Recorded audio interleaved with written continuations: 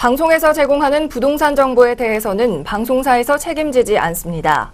결과에 대한 책임은 투자자 개인에게 있습니다. 전국의 MBN 시청자 여러분 안녕하십니까? 이충모의 재테크 시간입니다. 시즌2 벌써 오늘이 8번째 시간입니다. 이제 새해가 다가왔네요. 자, 2018년 부동산 무엇이 어떻게 달라지겠는가? 내년이 황금개띠라고 하네요. 황금개띠. 여러분들도 개띠를 황금개띠. 황금이 막 들어온다는 소리 아닐까요? 부자 되는 해가 어쩐지 될 것도 같습니다. 자, 2017년 되돌아보면 갑자기 우리가 이제 정권이 바뀌면서 재테크를 할 수 있는 게 혼돈이 많이 오는 해였다고 볼 수 있죠. 왜냐하면 그 전에 박근혜 정부의 특히 최경환 그 경제부총리 하에서는 뭐냐면 빚내서도 집 사십시오 이런 정책이었지 않습니까? 그런데 이제 우리가 5월 달에 정권이 바뀌고 8월 달에 파리대책이 나오면서 굉장히 이제 혼란스러운 정책들이 나오죠. 작년에만 해도 7개월 동안에 7번의 정대책이 나왔습니다. 10월 13일 날 이제 그 우리 주택임대사업자로 활성화하는 방향까지 해가지고 7번이나 나왔습니다. 자, 이제 파리대책이나 이렇게 규제가 착착 시계가 돌아가는 것처럼 이제 1월 1일부터는 분양권도 단일세율로 적용해서 이제 50%다. 그동안에는 2년 이상만 보유했으면 분양권도 짭짤하니 수익이 나면서도 40%였고, 그 다음에 또 일반 세율이었는데, 이렇게 50%로 이제, 단일세율로 적용한다. 또 뭐 4월 1일부터는 다주택자에 대한 중과세율. 또 물론, 지금도 작년에도 투기가열 지역 내에서는, 투기 지역 내에서는, 우리 가산세율을 적용해 오고 있죠. 그래서 오늘은 2018년, 새해 첫 해이기 때문에 부동산 무엇을 어떻게 달라지나를 한번 보도록 하겠습니다. 우리 시청자 여러분들께서도 아마 부동산에 가가호호 집집마다 새 판을 다시들 짜야 되겠죠. 그래서 몇 가지로 새 판 짜야 되는 것.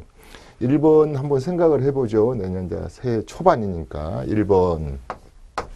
우리가 이제 부동산 그러면 과거에는 분양권 하나 돼가지고 시세가 오르고 그 다음에 뭐 땅을 하나 사놨는데 2년 3년이 되니까 이렇게 캐피탈 게인이 이렇게 많이 올랐더라, 시세 차익이 나게 많이 올랐더라, 이런 생각을 가지고들 많이 했었는데 몇 년 전부터는, 특히 이제 올해부터 그렇거든요. 제가 말하는 건 창조적 부동산, 그 다음에 생산성 부동산,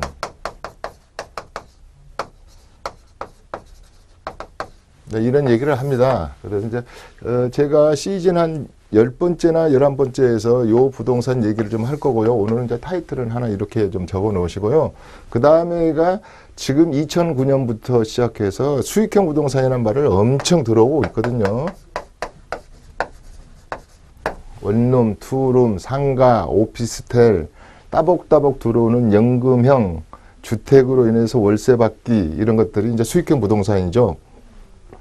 이게 지금 이제 4, 5년 동안 이렇게 많이들 얘기를 하셨는데, 과연 내년에도 수익형 부동산이 어느 쪽으로 흐름이 바뀔까, 그 얘기입니다. 그래서 뭐 내년은 토지 보상금이 16조 원이나 풀리니까 토지와 뭐 상가, 수익형 부동산 쪽으로 돈이 몰리지 않겠나, 뭐 이런 얘기도 하고, 창조적 생산성 부동산은 이제 좀 내 허술한 집을 부셔서 또 다가구, 다세대, 다중주택으로 한번 지어서 월세를 받아볼까. 또 우리 주택으로 임대소득을 올리기 위한 방법 중에 하나로 생산성 창조적 부동산 단독으로 하나 사서 그렇게 한번 만들어 볼까. 겸용주택을 만들어서 밑에는 상가를 깔고 위에는 제일 꼭대기를 내가 살고 중간에는 월세를 받아볼까. 이런 어번 인필 하우징용 창조적 생산성 부동산이라는 것처럼 어번 인필 하우징용 창조적 생산성 부동산, 수익형 부동산. 이건 뭐 거의 이제 매입이 되겠네요. 상가, 오피스텔, 작은 빌딩이랄지, 큰 빌딩을 사면 좋겠지만 빌딩이랄지 수익형 부동산. 그 다음에 이제 하나 내년에 하두가 될 만한 것이 다주택자 그렇습니다. 다주택자. 제가 전번에 주택의 종류만 해도 한 30가지가 넘는다 해가지고 네 번째 시간인가 한번 쭉 칠판에 이렇게 적어드린 적이 있는데 이 3주택이 2주택은 일시적 2주택이 될 수도 있고 갑자기 내가 집이 하나 있는데 또 저하고 결혼할 분이 뭐 이렇게 또 집을 하나 이렇게 결혼하기 전에 가지고 있었으면 2주택 되는다든가 한 주택을 가지고 있는데 증여를 받았다든가 또 아버님 어머님이 돌아가셔서 또 상속을 받았다든가 또 좀 나이가 들어서서 이렇게 봉양주택처럼 좀비속을 모시고 산다든가 이렇게 해서 이제 일시적인 2주택이랄지 이런 것들이 많은데 3주택은 좀 드물어요. 그런데 3주택도 어이구 3주택이 큰일 났네. 나는 이제 이게 3주택부터는 내년부터는 또 지금 투기적 내에서는 이렇게 가산세율이 막 한다는데 큰일 났구만. 그런데 3주택도요, 질서와 정의, 이런 뜻을 제대로 안다면 그렇게 세금을 낼 필요도 없거든요. 예를 들어 볼까요? 3주택도 이런 3주택 있죠.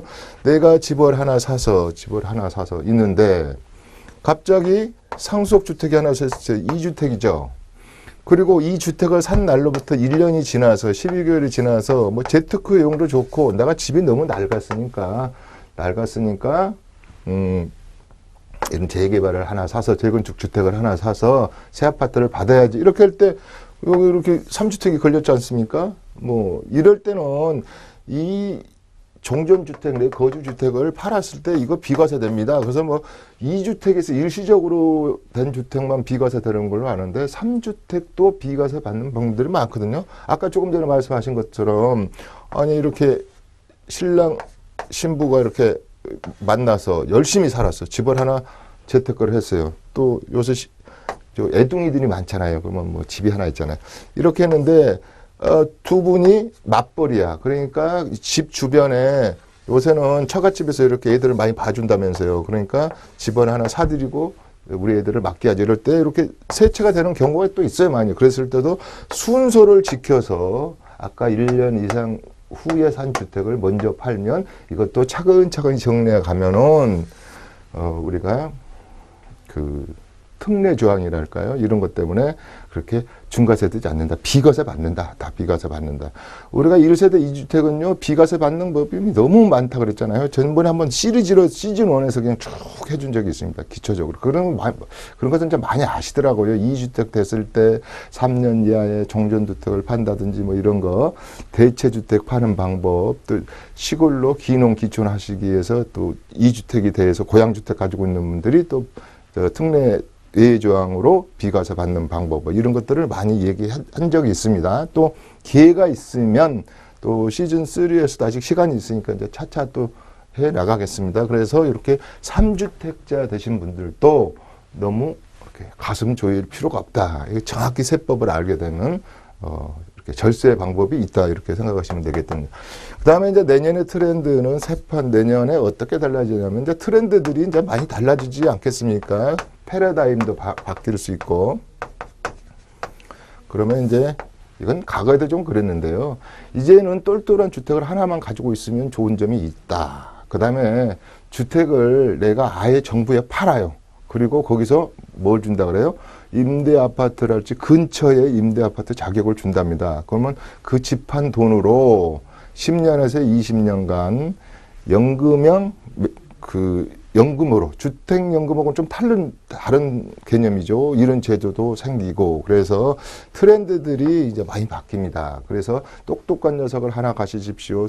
주택연금 및 이렇게 연금형 주택을 파는 겁니다. 아예 팔아서. 주택연금은 저당 잡히는 것이죠. 그리고는 팔아서 임대 아파트로 가고 그 돈을 가지고 연금을 받는 거 이런 뭐 제도들이 생겨요. 또 니치 매입형 또 기업형 임대도 있고 그래서 이런 트렌드들이 많이 생기죠. 그다음에 주거를 다이어트 해라. 그다음에 직주 근접형 그래가지고 직장과 근접형 또 새 아파트 증후군 무조건 우리 서울 사람들이라 할지 뭐 서울만 그러겠습니까? 전국의 시청자 여러분들도 새 아파트 증후군 신드롬 그러지 않습니까? 오죽하면 제가 국어말 사전에도 그 말이 올라갔다 그랬잖아요. 새 아파트 신드롬.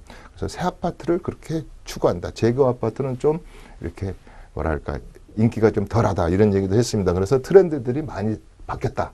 또 트렌드는 이제는 다주택자들 분들이 주택임대 사업자로 이사를 간다 그러네요. 등록을 하거나 그 다음에 주택수를 줄이기 위해서 증여를 많이 한다. 뭐 이런 트렌드들이 많이 바뀌고 있습니다. 또 금리가 그동안에는 뭐 9번에 걸쳐서 쭉 금리가 4.5%대 3.5%대에서부터 9번에 걸쳐서 1.25까지 내려갔잖아요. 그럼 다시 이제 이렇게 금리가 올라갔을 때 재테크의 트렌드와 패러다임은 많이 바뀔 겁니다. 바뀐다 이 말씀이죠. 그래서 그 달라진 것들이 좀 우리부터도 그걸 새 판을 짤 때 그걸 염두에 두고 짜야 되겠다 이런 말입니다.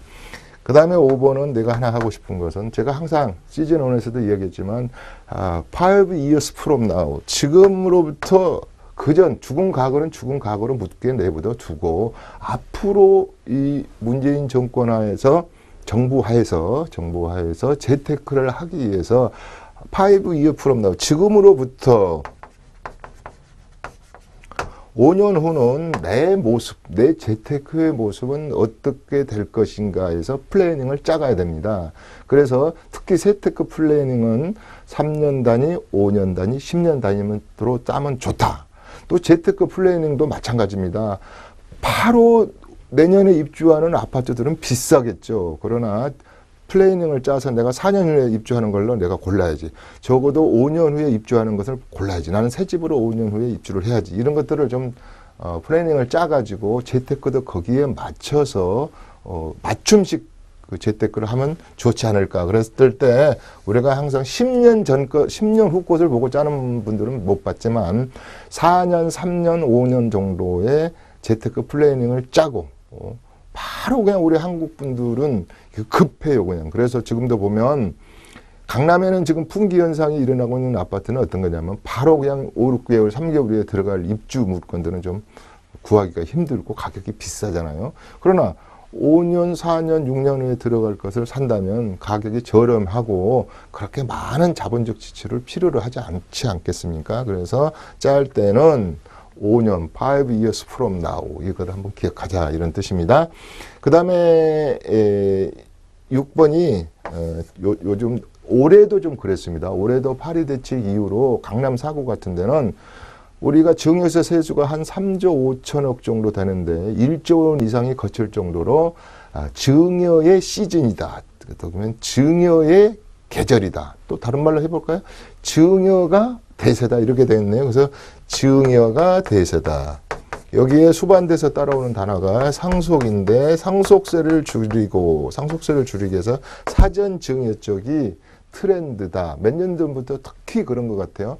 또 상속 전쟁이 10배 이상 10년 전보다 가사소송이 많이 일어납니다. 34,000건, 5,000건. 오직하면 뭐 가사법원이 막 마비가 될 정도로 많이 쟁송 사건이 발생하죠. 가문의 전쟁이 발생하는 거예요. 그래서 이런 것을 미리미리 방지하기 위해서 피상속인이 사전 증여를 해버린다든가 배우자 증여를 많이 한다든가 이렇게 해서 상속 분쟁을 많이 줄이려고 하고 있다. 이런 것도 하나의 트렌드입니다. 그래서 뭐 대용 신탁 제도, 트러스트 제도를 이용한다든지 요새는 과거 같지 않고 미리미리 준비하는 사전 증여랄지 상속세를 재원을 마련하기 위해서 또 종신보험을 뭐 든다든지 보험을 세 판 짠다든지 금융, 증여, 상속 이런 것들을 정리정돈을 요새는 많이 경각심을 가지고 하더라 이런 뜻이죠. 그래서 내년도, 내후년도, 20년도도 이럴 겁니다. 그래서 이렇게 이런 증여에 관심을 많이 갖더라. 내년도 그럴 것이다. 그 다음에 7번에 가가지고 내년은 정부가 어차피 주택임대사업자 임대로 주택을 사업자를 내서 등록하십시오. 그래서 이거 제가 전번에 7번째 시간인가요? 제가 그냥 1시간 동안 해드렸죠. 자, 채찍은 뭐고 당근은 뭐고 임대주택 사업자를 등록을 하게 되면 정부가 7, 8가의 보따리를 준다. 만약에 이걸 안 한다면 당장 뭡니까 우리 부동산 종부세의 합산 배제 기준에서 항상 배제했는데 이제 그것을 합산한다든지. 그렇기 때문에 정부는 8년 이상 10년 이상의 장기 중공공임대주택 쪽으로 유도를 하고 있어요. 그래서 채찍과 당근을 줬기 때문에 지금 13%밖에 안 되는 우리 사적 임대시장이 약 600만 가구 중에서 13%밖에 되지 않는 이 시장을 어떻게 보면 제도권으로 끌어올려보자. 그래서 상생 전략이라고 그러잖아요. 집주인도 오케이 이렇게 양도소득세를 할 때 특히 장기 보유 특별 공제 같은 것을 70%는 하겠다. 앞으로 장기로 임대하는 사람에게 그랬을 때는 이렇게 결국은 양도소득세 많이 깎아준다는 소리죠. 그다음에 지방세를 많이 감면하겠다. 이런 정책으로 될 거고 이것이 나는 내년에 내후년에 2019년 20년까지 이게 제일 하도가 될 것 같습니다. 이 정부에서 추진하는 정책이 이런 개념. 이게 어떻게 보면 공적주택 개념하고도 좀 별반 비슷해요. 이게 사적 시장의 공적주택 비슷해요. 그래서 앞에 준자를 붙였잖아요. 준공공. 정부가 돈이 없고 이 일을 다 못하니 퍼블릭 쪽에 공공에 준하는 1년에 5% 이상만 올리시고 8년, 10년 장기에 공급을 좀 해서 우리 OECD 국가에서 그다음 평균이 9% 정도 되는 공적 주택을 공급을 좀 도와주십시오. 민간 여러분들이 이런 뜻입니다. 그다음에 가장 문제적이 또 하나가 이제 양도에 관한 건데요. 토지 양도세도 있고 뭐 건물을 팔아도 양도세도 있고 주식을 팔아도 양도소득세가 있습니다. 뭐 회원권을 팔아도 골프 회원권을 팔아도 양도세가 있는데 내년의 하도는 역시 뭐냐면 중과세될 심지어 내년에는 5억 초과분이 양도소득이 발생했다면 42% 구간이란 말이에요. 그 대신에 우리 조정 대상 구역 내 특히 양도세는 주택 부분에 대해서 조정 대상 지역 내에서 요 세 개가 하도가 될 것입니다. 왜? 중과세율이다. 20%포인트, 그 다음에 10%포인트가 중과된다. 5억 초과됐다. 그러면 42% 구간에다가 20%를 더한다. 62% 구간이다. 지방소득세 6.2%를 더 내면 68.2%를 잘못하면 세금을 낼 수 있음으로 인해서 1억이라는 소득이 나와가지고 나 우리 저 애들 그 가을이나 봄에 좀 결혼을 시켜야 되겠다 그러는데 1억의 소득이 발생한 양도소득이 발생한 것 중에 쉬운 말로 해서 6,820만 원을 국가에서 내십시오. 양도소득세를 중과하겠습니다. 이러니 이게 당황할 수밖에 없죠. 그래서 그런 예비 전략을 짜고 세테크 재테크에서 이런 것을 제가 어드바이저로서 미리미리 예방 세무를 하십시오. 프리벤션 오브 텍스 제가 이렇게 한번 지어봤어요. 예방 주소를 미리미리 맞아서 미리미리 절세를 해야 된다. 계약서에 도장 딱 찍어버리는 순간은 어떻게 할 수 없다. 플래닝을 짤 수도 없고 절세 전략을 짤 수가 없다. 그래서 이런 전략을 좀 짜야 된다.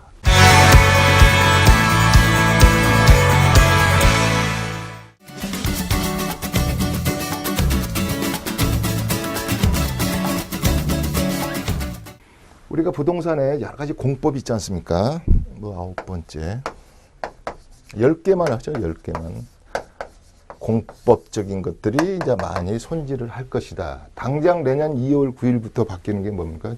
도시 및 주거 환경부터 이렇게 6개짜리를 4개로 축소한다든지 이렇게 해서 또 가로주택 정비 사업을 우리 저 소규모 주택 정비 사업으로 또 예속시킨다 그러는가요? 뭐 이렇게 속으로 들어왔죠. 뭐 이런 거에서부터. 그래서 도정법도 바뀌고 이런 것들을 파리 대책을 뒷받침해 줄 힘을 가하려면 법이 다 바뀌어야 되지 않겠습니까? 그래서 주택법도 바뀌고 공법적인 개념에서 주택법도 바뀌고 그 다음에 도정법도 바뀌고 그 다음에 건축법도 좀 바뀌고 도시개발법도 바뀌고 그 다음에 국회법이라 그러죠. 국토를 계획하고 국계법 이용에 관한 법률도 좀 바뀔 겁니다. 만드는 이제 이런 것들이 새로운 것들이 나오고 그래야지 우리가 뒷받침하지 않겠습니까? 또 하나는 내년에 하도가 슬슬 되고 있는 것들이 내년 내후년까지 그럴 겁니다. 우리가 2020년 7월 1일부터는 뭐가 우리 그 장기 도시계획 그 미집행 시설에 대한 거, 미집행 도시계획을 하기 위해서 20년 동안 그냥 방치도 된 거예요. 학교 만들겠다, 공원 만들겠다, 뭐 하겠다 해놨는데 미집행 장기 도시계획 시설에 대한 것을 이제는 풀어줘야 됩니다. 그래서 우리 송파구 같은 어느 학교가 뭐 해제가 됐다든지 이런 일몰제가 시행되는 거죠. 일몰. 그래서 해제되는 것들. 또 요새 술렁거리고 있는 올해와 내년 하반기까지 물론 소규모지만 40군데를 그린벨트나 이런 걸 좀 풀어서 새로운 도시를 만들어서 공급을 늘리겠다 이런 거에서 그린벨트에 관한 거. 그다음에 군사시설 보호에 관한 그런 시설물에 대한 거 뭐 이런 것들이 이 공법적인 개념이 좀 바뀔 것이다. 그래서 이런 공법이 국가도 좋고 사용자인 국민도 좋은 공법 이렇게 바뀔 것이다. 포지티브 정책, 네거티브 정책 이런 말을 박근혜 정부가 딱 나오고 나서 그 2013년도에 4월 1일인가 이때 막 그런 얘기를 했던 것 같아요. 이제 이런 얘기에서부터 그게 과거에는 진짜 공포스러운 법이었어요. 공포스러운 법. 그러니까 이렇게 이런 법이랄지.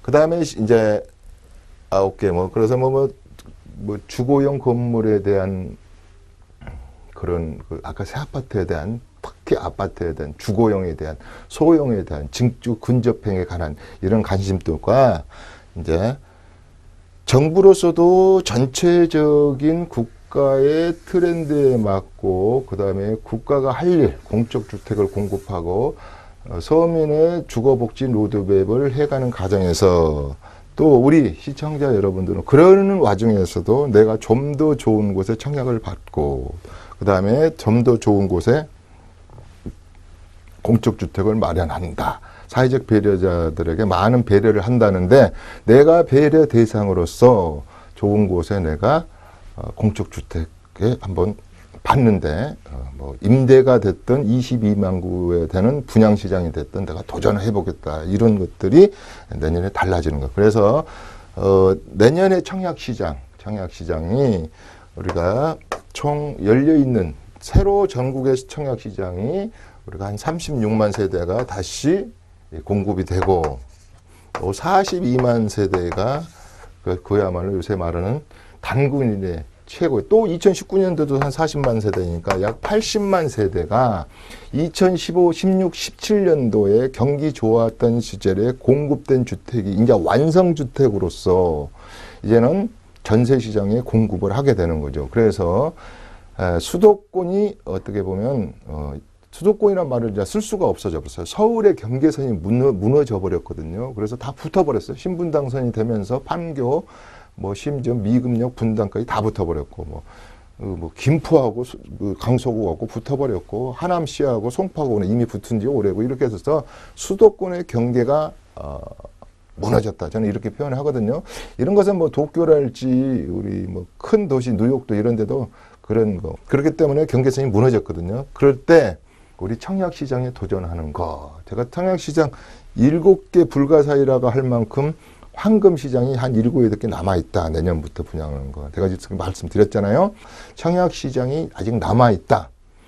2014년부터 15, 17년 4년 동안에 누구는 로또가 됐다네, 누구는 보금자리가 됐다네, 누구는 분양 하나 받았는데 3억이 남았다네 이러는데 아니 이걸 하다가 바빠서 그럴지 정보가 안 되셔서 그럴지 하다가 나는 장롱송에 그냥 청약 예금 통장을 꺼내보지도 못하고 넘어갔거든요. 그러면 사회적 박탈감에 빠집니다. 아이고 내가 1회가 1,600만 원 할 때 받을 걸. 아이고 과천이 내가 2,200만 원 할 때 받을 걸. 아이고 내가 어떤 데가 800만 원 할 때 받을 걸. 어이구 지금은 이게 분양가가 한 4, 50% 올랐네 이럴 겁니다. 그래서 사회적 박탈감이 생길 수도 있어요. 그러나 아직도 시즌은 끝나지 않았다. 시즌2가 기다리고 있다. 제가 항상 시즌2도 중요하지만 청약시장과 공적주택 공급 이런 거 여러 가지 제도야에 시즌2가 분양시장은 남아있으니까 어떻게 보면 마지막입니다. 북일에 남일에 뭐 서일에가 생기겠습니까? 그렇기 때문에 그런 시장이 앞으로 공급된 시장이 36만 가구가 남아있기 때문에 한번 도전해보자 이렇게 이야기할 수 있습니다. 그래서 한 10개 정도로 내년에 뭐가 달라지고 우리가 새 판을 짜보고 우리가 이런 정도를 염두에 두고 재테크를 짜든 세테크를 짜자 이런 뜻입니다. 그래서 어떤 뭐 사판짜기라 할까요? 내년에 그다음에 내년에 우리가 관심을 가지고 큰 달력에 적어놓을 일이 이런 정도가 되지 않을까 생각을 합니다. 뭐 물론 이제 여기에서도 토지 시장, 상업용 시장 이건 뭐 제가 하지를 안 했습니다. 그렇기 때문에 그거보다는 우리가 주거용 시장에 대해서 이제 이 얘기를 좀 했어요. 그래서 아까 청약 시장 같은 것을. 자, 그렇다면 지금부터는 뭔 얘기를 할 거냐면 이제 재테크 얘기를 할 겁니다. 자, 내년에 2018년에 가장 가슴을 이렇게 졸여야 될, 케어풀해야 되고 조마조마하는 사람들이 그야말로 주택을 가지고 있으면서 다주택자 분들입니다. 그래서 주택이 과거에 토지는 내가 뭐라 그랬냐면 토지는 전통적인 투기 상품이고 투자 상품이에요. 그냥 토지를 사놨다. 50만 원짜리 사놨는데 뭐 200만 원이 갔다. 그런데 주택 시장은 좀 틀리죠. 내가 살면서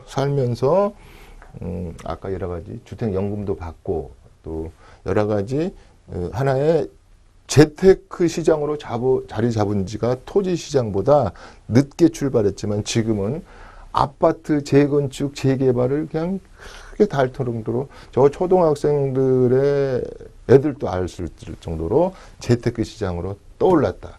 그러면 재테크를 하는 건 좋은데 내가 책임져야 될 부분도 있다. 뭐냐면 양도소득이 발생했으면 세금의 플래닝도 짜야 되고 세금을 내야 될 의무가 있는 거죠. 그래서 그 얘기를 좀 하겠습니다. 그래서 주택을 가지고 재테크를 하는 과정에서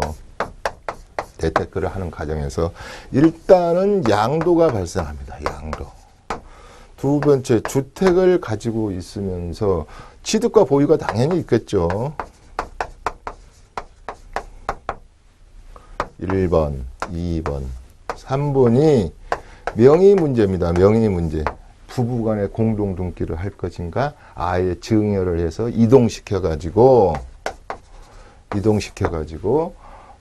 내 사랑하는 아들, 딸에게 줘버릴 것인가. 이런 명의의 이동. 처음부터 부부간에 요새 신혼부부들이 공동 등기를 하는 경우도 있죠. 그래서 요 이동 문제가 발생합니다. 명의.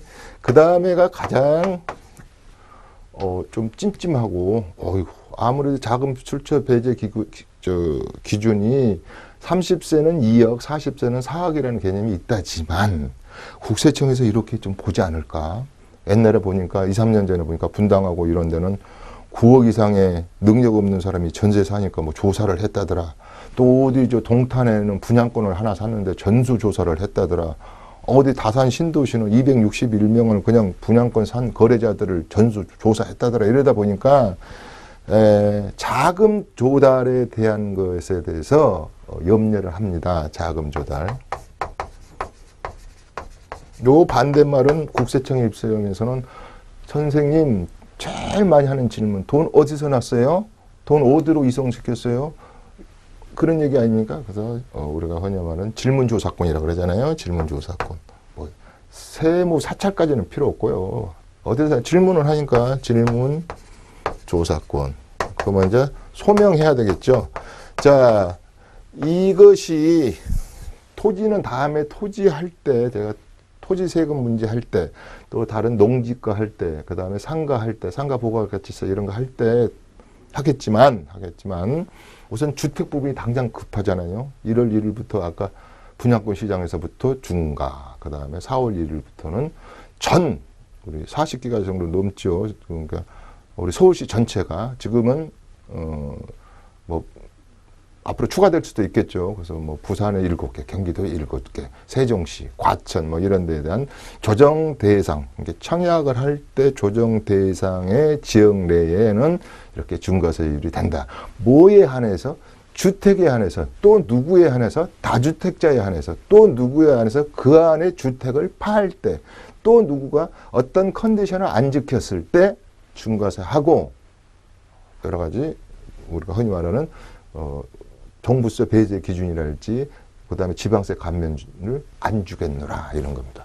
그래서 이 세 개로 딱 이렇게 염두를 두시고 한번 이제 생각을 해보는 겁니다. 자, 이렇게가 고민이셨죠. 네 가지가 아까 자금 출처. 누구 앞으로 하지? 우리 집사람 앞으로 할까? 아들 앞으로 할까?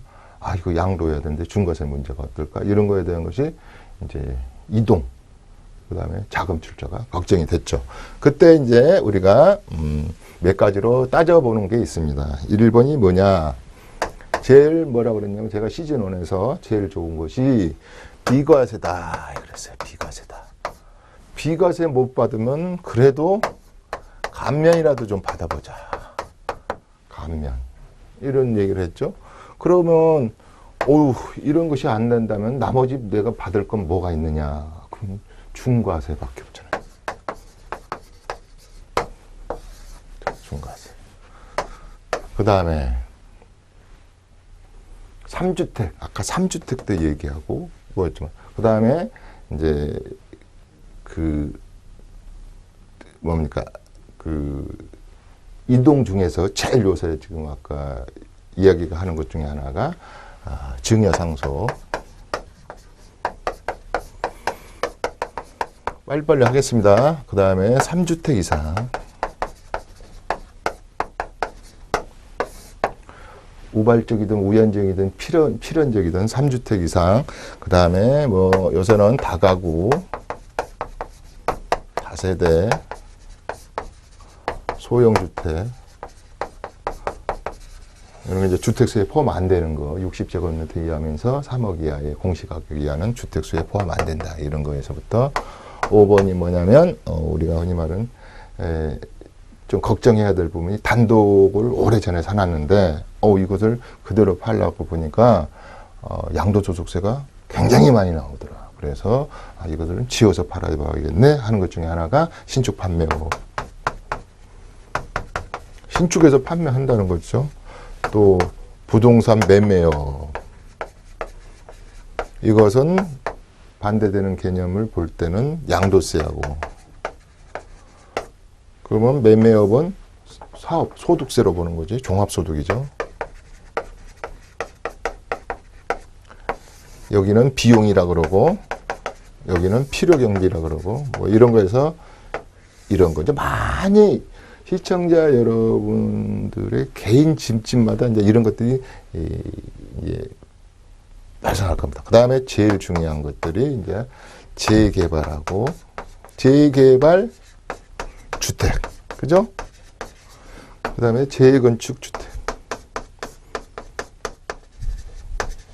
재개발 주택에서도 우리 방배동 같은 데면 단독 재건축 이런 거, 뉴타운 속에 들어있는 내 지분, 뭐 강남에 가장 갖고 싶어하는 5만 세대가 넘는 이런 재건축. 지금 제가 이런 주택의 종류를 말하자는 게 아니고, 이런 주택의 종류는 전번에 제가 30개도 더 말해줬거든요. 그런데 오늘은 이런 종류의 주택이 세금 플래닝을 짜는데 다 달리 짜야 됩니다. 다 달리 짜야 되고, 요건 이렇게 조심해야 되고, 요건 이렇게 조심해야 되고, 이게 다 똑같은 무슨 재테크의 주택 상품이고, 아까 네 가지로 증여료 이동, 상속으로 이동, 부부간의 이동, 제3자 간의 이동, 매매겠죠. 뭐 이런 거에 했을 때 이게 다 이렇게 틀려진단 말이죠. 이런 경우에 대표적인 게 아까 이런 거 중에서는 대표적인 게 이게 입주권이라고 그랬죠. 입주권. 그 다음에 이제 바뀌는 거, 분양권.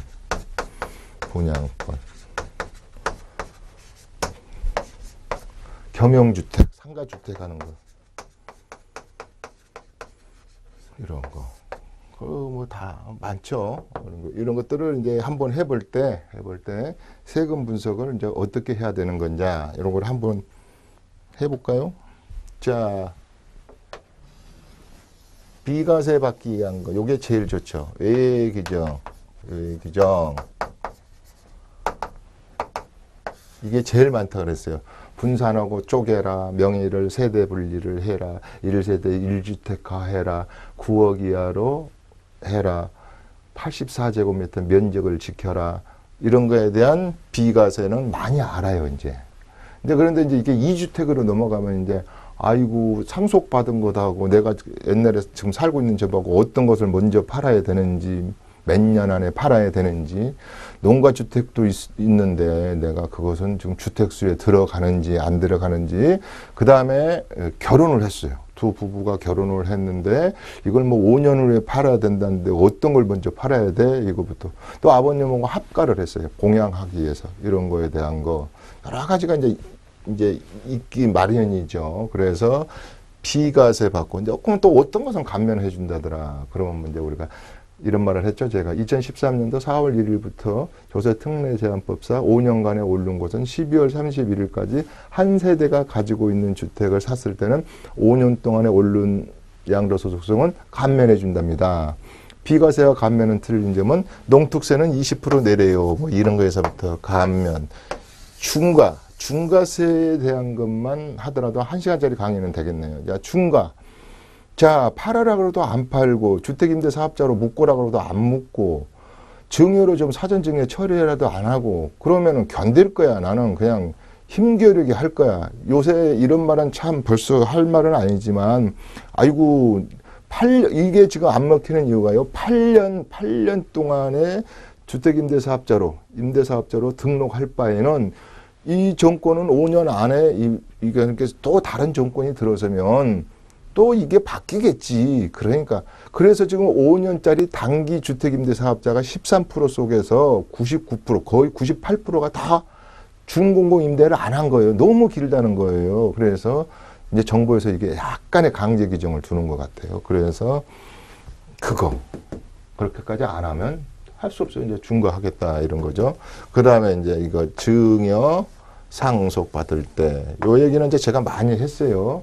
증여로 받았을 때는 5년 안에 팔지 마십시오. 2월과세 걸립니다. 뭐 이런 말도 했고, 이제 그 정도는 잘 알아들으실 거예요. 이제 또, 그 다음에 뭐, 이런 상속에 관한 것도 여러 가지 제가 이 얘기를 했습니다. 상속주택은 나중에 팔아라. 뭐 이런 얘기도 했고, 그 다음에 우리가 상속받을 때, 뭐 이건 토지 얘기에서도 하겠지만은, 그 용농 후계자들에게는 후한 점수를 줘서 이렇게 감면 기준이 있다. 비과세 기준이 있다. 작년, 재작년 보니까 15억으로 올랐나요? 내가 막내가 2년 전부터 계속, 그게 아버님이 2년 이상 경작한 농지를 막내가, 요새 기농 기촌 많이 하잖아요. 2년 이상 내가 확 용농 대상자인 거예요. 그랬을 때 상속 받았을 때는 15억까지 감면 비과세 규정을 해주겠다. 빼주거나 이런 거예요. 그래서부터 상속의 기술이라고 그러잖아요. 이거 증여하고 상속은 그래서 기술이라고 제가 그랬어요. 맨날 기술 들어갑니다.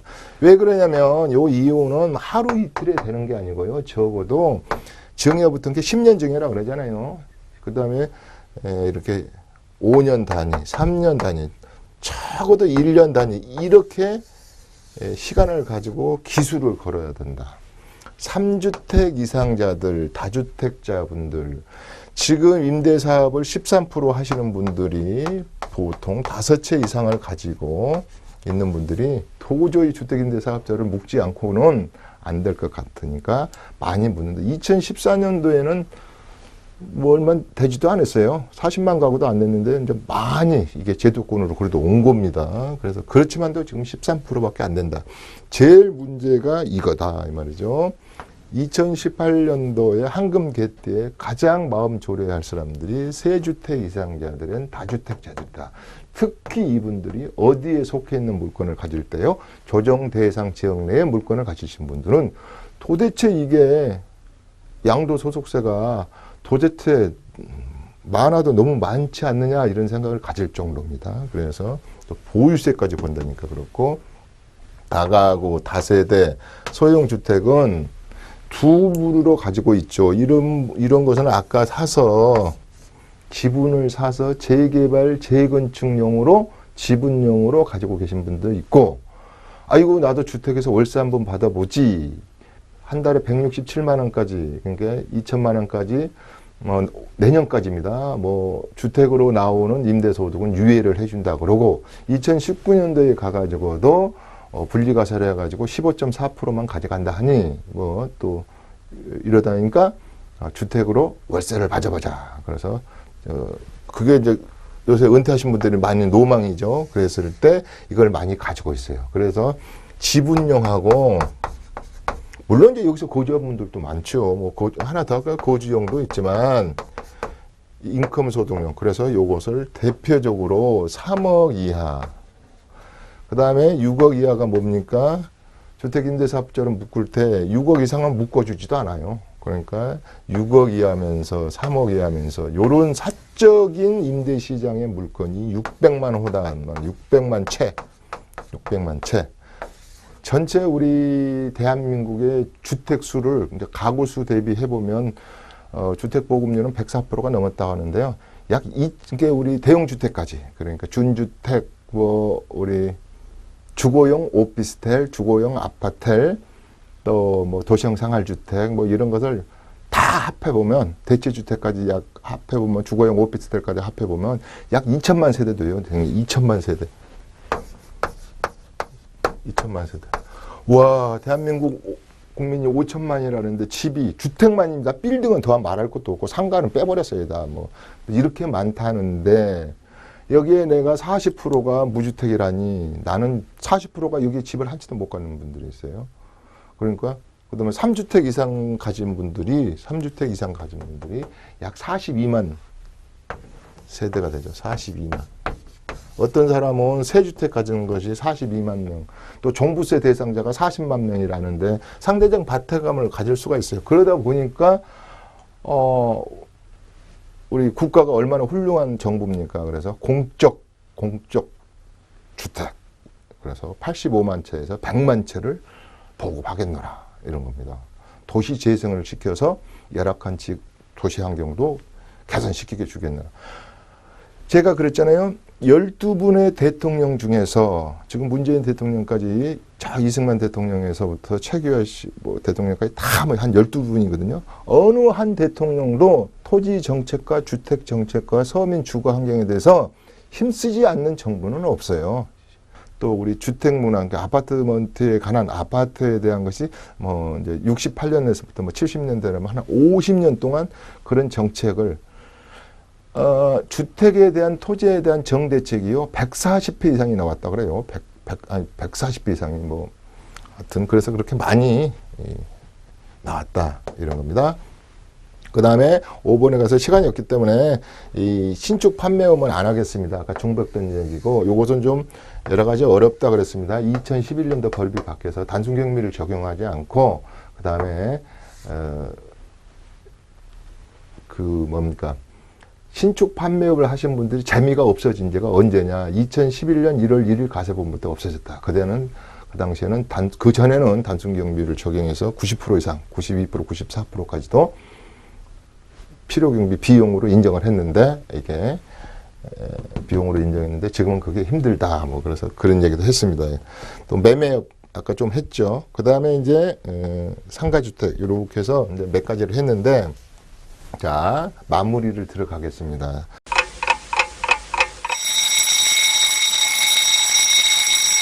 보십시오. 지금 2018년 돼가지고 많은 변화가 있을 것이고, 요것은 2018년은 어떤 해냐면 2017년도에 하지 못한 일을 더 정책이 나올 수도 있겠죠. 당연히 더 나오겠죠. 그러나 이제 이게 속된 표현이냐면 2007년도에 7개 정책이 약발이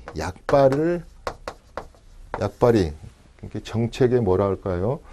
그런 약발이 먹히는 시점이 이제는 이 파리 대책도 또 그랬어요. 내년 1월 1일 때 보자. 내년 4월 1일 때 보자. 두고 보자. 그랬던 거 아닙니까? 그 다음에 뭐 로드맵이 뭐 하반기에도 좀 있고, 그래서 실질적으로 2007년도에 발표했던 파리 정책이 2018년도 황금 개띠에 와가지고 개뜨듯이 날뛸 수가 있다. 정책이, 그러니까 괴롭히실 것이다. 이렇게 안 하면 다주택자들 여러 가지. 그래서 요때 이제 요 한 해가 우리 세테크 재테크를 하는데 굉장한 중요한 해다. 어떤 아주 공부를 좀 하자.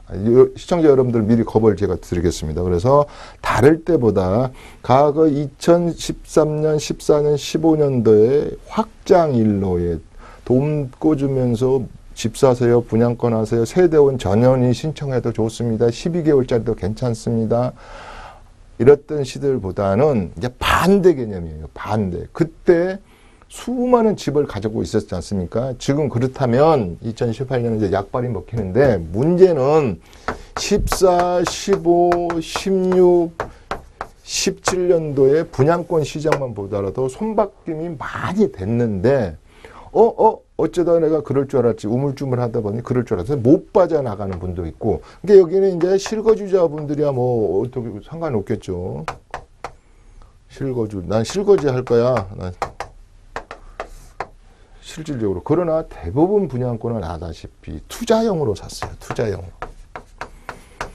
그리고 얼마나 조건이 좋았냐면 건설회사 시공사들이 이 조건을 2년에서 3년간 짓는 동안에 무이자 내지 유이자로 이렇게 이제 줬단 말이에요. 그러니까 이 기간 동안에 내가 손 안 대도 걱정할 필요가 없어요. 계약금만 딱 5천만 원 걸어주면 5억짜리를 5천만 원만 걸어놓고 2, 3년만 기다리면 새 아파트에 대한 전세 시장이 이걸 뒷받침해줘서 나머지 분양가랄지 지금 은행으로부터 시행사로부터 이렇게 빌렸던 돈을 이 높은 분양가가 이렇게 맡겨주니까 문제가 없었어요. 그러나 서울은 아직까지도 이게 통하는데 괜찮은데 자 지방이라고 하지 않겠습니다. 굳이 서울을 중심으로 이성도시에서 약간 벗어난 곳은 이미 마이너스 P가 붙은 것도 있어요. 큰 평수는. 제가 이게 방송이기 때문에 어느 지역이라고는 안 하겠습니다. 40평대, 50평대는 마이너스 프리미엄이 2천, 3천. 50개 분양가보다 싸게 나눠도 안 팔린다는 소리입니다. 그 다음에 제일 문제가 분양가보다 내리지는 않았다고 하는데 제일 큰 걱정이 지금 자매하는 게 뭐냐. 이것이 이제 시행사 쪽에서 이제 빨리 이제 잔금 치르세요 이러세요. 그런데 그러면 누가 잔금을 치러? 나 돈 없어. 나 배째 그런 게 아니라 세입자를 못 구한다 이 말이에요. 그래서 지금 전세 세입자를 못 구한다 입니다. 서울하고 반대죠. 전세 세입자를 못 구해서 신도시가 다는 아니라 그랬습니다. 신도시가 전세 세입자를 못해서 이게 연체에 들어갑니다. 그럼 이 연체가 예를 들어 내년 3월 30일까지 다 잔금 내세요 그러는데 예를 들어 한 2달 주거든요. 그런데 못 하잖아요. 뭐 어떤 걸 하느냐. 바로 채권이 다른 데로 넘어서 투수 채권이 다른 채권이 관리를 합니다. 그래서 신용카드부터 닫아버려요. 작년에도 그런 적이 있었습니다. 작년에도 모 지역은 전세 입자를 못 구해서 돈이 다 있는 분들은 상관이 없어요. 근데 절대 다수가 투자형으로 사는 분들은 가수요자가 많이 접근했던 그런 신도시와 그런 분양단지는 전세자를 못 구하는 거예요. 그럼 전세자를 못 구한다는 건 잔금돈을 못 구한다는 뜻이죠. 잔금돈을 못 구하면 바로 은행은 그 물건에 대해서 가져오세요. 그러면 연체가 들어가서 바로 카드 하나 못 쓰게 만들어버린다. 이게 가장 지금 문제다. 이게 그 유명한 주택을 모기지로 많이 걸어가지고 잔금을 못 치르는, 다시 말해서 전세 세입자를 못 구하는 폭탄이다 이 말이에요. 폭탄. 그렇게 되면 건설회사까지 시행사까지 망가뜨려져 버리는 거죠. 이분들도 건축비 빼가야 되고 시행사도 다 해야 되는데, 그래서 이 폭탄이 서울을 중심으로 한 그 근접형에는 빼놓고 나머지는 이 폭탄을 안고 있다. 그러면 시청자 여러분들 지금 잠 오겠어요? 여기 해놓. 그러니까 제가 왜 이 얘기를 하느냐? 뭔가는 미리 준비하는 시청자는 미리 좀 대비를 하잖아요. 미리 좀 쌍값에 팔 수도 있고 미리 해서. 그런데 그때 가가지고 이 물건이 지금 몇 채가 있다고요? 올해만 42만 세대가 있고요. 내년에 2019년도에가 2018 40만 세대 정도, 이게 80만 세대가 있어요. 10배 물량이 있는 겁니다. 10배. 이 물량이 2년 동안에 동시에 나온다. 동시에 쏟아진다는 겁니다. 그러면 이것만 다 치느냐? 자, 전세값이 싸니까 이제 지금 서울이 아니라 그랬습니다. 이게 세입자가 갑이야, 갑. 그래가지고 이제 뭐까지 또 문제냐면 요 밑에 갭 투자하셨던 분 있잖아요. 다세대, 다가구, 요 전세 끼고 있었던 분들이 벌써 지금 전세 시장이 죽었어요. 안 나가고 있다 이 말이에요. 주인님 돈 빼주세요. 저 있잖아요. 이 돈으로 가면 조금만 요새 전철이 다 잘 발돼 있으니까 조그만 거 아파트 32평에서 내가 우리 가자고 살 건데 돈 빼주세요. 이게 IMF 때 샀답니다. IMF 때는 겉바지 속바지가 왜 흘러내렸다 그랬냐면 매매가도 40%대, 전세가도 40%대 내렸던 것입니다. 그런 현상들을 지금 우려하는 게 이 80만 세대의 입주 폭탄, 가계 폭탄이죠. 이 문제를 우리 시청자 여러분들은 슬기롭게 잘 헤쳐나가는 해가 되시기를 바랍니다. 왜냐하면 당군일의 최대 물량이라는 말을 써요. 당군일에. 그래서 오늘은 새해지만 또 저는 시청자 여러분들 편에서 되도록이면 바른 말을 하려고 합니다. 어떻게 보면은 경각심을 가진 사람이 조심하잖아요. 이런 물량을 조심해라. 그다음 이제 반대는 이런 얘기만 있는 게 아니다. 반대 얘기만 하고 이제 마무리 짓도록 하겠습니다. 그러나 누구나 사고 싶고 갖고 싶고 또 사고 싶어도 2개 사고 싶고 3개 사고 싶고 안 팔고 싶고 하는 물건들은 분명히 강남 사고뿐만 아닙니다. 서울시의 아까 말한 직주 근접해 소형 아파트에 지금 프로그램대로 진행이 착착착착 되고 있는 재건축, 재개발, 뉴타운, 소규모 주택 정비 사업, 그 다음에 도시 재개발법으로 인해 가지고 지금 택지를 조성해 가지고 분양을 하고 있는 단지들은 몇 군데 된다 그랬죠. 7군데 정도는 내년에도 변함없는 황금개띠도 요 황금개처럼 이게 인기는 있는지 모르지만 인기를 누릴 것이다. 그러면 이 말로 하고 끝내겠습니다. 2018년은 양극화가 굉장히 많이 벌어지는 해일 것이다. 어떤 투자자와 어떤 시청자는 해피한 해가 될 것이고 어떤 투자자와 어떤 시청자는 골머리가 좀 아픈 해가 될 것이다. 그러면 이 MBN을 시청하는 모든 시청자 여러분들은 다 해피하기를 바랍니다. 성공적인 투자는 미리미리 플랜을 짜고 미리미리 앞서서 얘기하는 자가 성공하는 투자자가 되겠습니다. 성공하는 재테크, 세테크. 자, 이춘모의 세테크, 재테크. 2018년 황금개띠를 맞이한 첫 시간이었습니다. 다음 시간에는 9번째 강의를 가지고 황금개띠의 출발의 장을 열도록 하겠습니다. 오늘은 여기까지 하겠습니다. 감사합니다.